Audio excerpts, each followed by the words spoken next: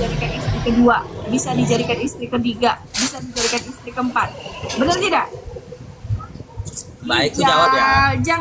Jangan kamu berikan pemahaman yang yang diajarkan di dalam agamamu kepada kami. Beda Dengar aja udah. kelas. Beda kelas. Baik. Itu kan menurutmu. Jadi ini menurut logika saya, menurut apa yang sudah terjadi. Jadi dengarkan aku dulu sampai selesai ya. Biar enak diskusinya ya. Di dalam Islam dilarang keluar rumah saja tanpa mahram, itu dilarang seorang wanita, apalagi bepergian jauh. Ya kalau kalian kan boleh, kalau hanya sekedar jalan saja, hati kita nggak ingin mengambilnya nggak apa-apa. Ya benar, untuk awal-awal benar kayak gitu, hanya jalan saja lalu makan. Kemudian lama kelamaan kalian merasa nyaman berdampingan ya. Sudahlah makan siang lalu lama-lama kelamaan makan malam, boleh pegangan tangan, gandeng-gandengan, tak apa-apa, belayan ya. Akhirnya berlanjut di dalam Islam ke seluruh rangkaian tersebut, mulai dari pengenalan tadi sampai jalan, makan siang dan makan malam, itu seluruh rangkaian itu di dalam Islam dinamakan dengan langkah-langkah setan. Maka Islam menyebut langkah-langkah karena dia step by step, satu persatu. Nah, ketika kalian sudah merasa nyaman, di sanalah perzinahan itu atau perselingkuhan itu akan terjadi. Maka Islam memotong mata rantai itu agar jangan sampai hal itu terjadi. Maka inilah yang harus kalian lakukan. Kalau belum cukup ilmu nggak usah berdebat. Iya, Cak. Kalau kau belum cukup ilmu nggak usah berdebat. Ini buat aku atau buat Aca ini? Buat Ica. Itulah Aca. Seluruh rangkaian Udah belum? Udah berkor-kornya udah belum? Itulah seluruh rangkaian itu adalah langkah-langkah setan. Di Udah dalam Islam berkor-kornya itu udah harus belum? dipotong. Ini saya bicara ya. Silakan. Ya, saya yang bicara ya. Oke, saya yang bicara. Oke. Kalau di dalam kekristenan sudah dibilang tidak boleh mengingini hak orang lain. Kalau misalkan berpikiran sama seperti pemikiran kamu, mungkin kamu yang melakukannya gitu. Tetap kenapa orang Kristen kenapa di dalam Alkitab dituliskan seperti itu?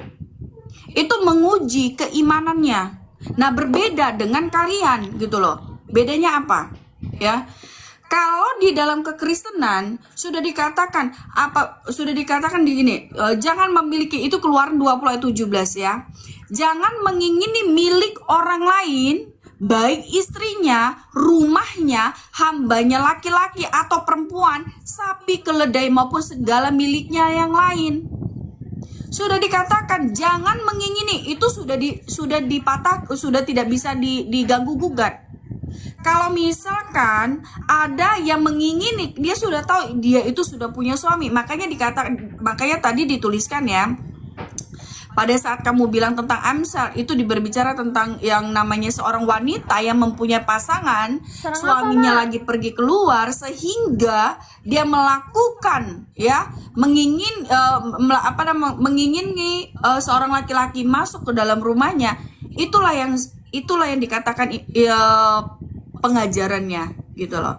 Nah, diajarkan untuk tidak mengingini hak orang lain. Makanya di situ Tuhan tidak menyukainya. Nah, berbeda dengan kalian. Kenapa ya? Kenapa kalau misalkan nih, kalau di kami Ica ya, di agama kami seorang perempuan itu tidak boleh keluar. Seorang perempuan itu tidak boleh berkumpul sama laki-laki yang lain. Seorang perempuan itu tidak boleh. Karena apa? Karena di ajaran kalian itu, laki-laki itu yang mereka mau berkuasa untuk menikmati yang namanya beberapa wanita. Gitu loh. Nah, kenapa? Karena sudah diperintahkan. Di dalam iman kalian, boleh menikahi 1, 2, 3, 4 atau lebih ya. Asalkan dia adil.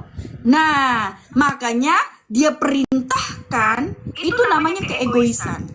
Ya, itu namanya keegoisan. Kalau sudah keegoisan, itu namanya manusia yang punya.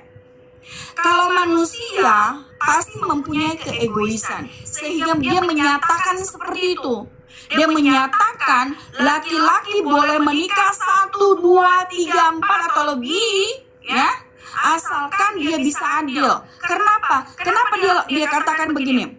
Wanita tidak boleh pergi keluar. Wanita tidak boleh bertemu dengan siapapun yang bukan mukrimnya.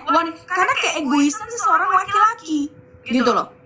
Keegoisan laki-laki sehingga dia bisa melakukannya. Kalau di agama Kristen tidak. Kalau di agama Kristen, asalkan dia tidak mengingini hak orang lain, itu tidak dosa. Itu bedanya. Tunggu, sabar. Ini saya bicara. Ya, tunggu ya. Ini kan tadi kan kamu udah ngomong. Nah, saya gantian, gitu. Nah, jadi kalau misalkan, kalau itu makanya saya katakan kita itu beda kelas, gitu loh. Beda kelasnya apa?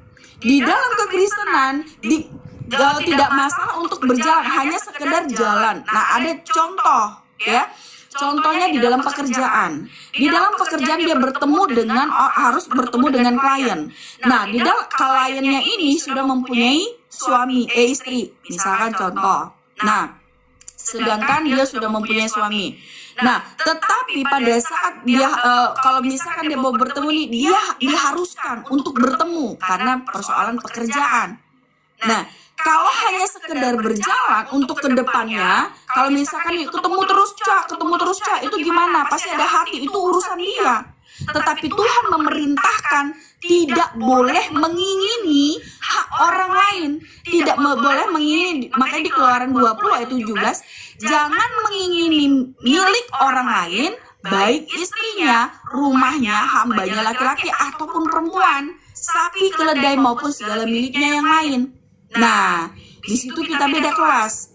Kelasnya apa? Kalau kalian, ya, kalau di iman kalian, laki-laki boleh mengingini wanita 1, 2, 3, 4, sedangkan wanita tidak boleh keluar dengan mukrimnya. Itu namanya egois.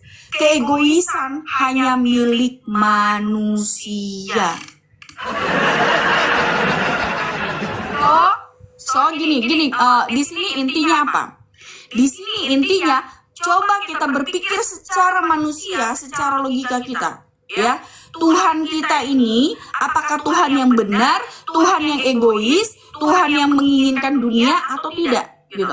Karena di dalam Alkitab tidak ada dituliskan, ya, tidak ada dituliskan untuk apa? Mengingini orang lain, mau laki-laki mau perempuan, tidak ada.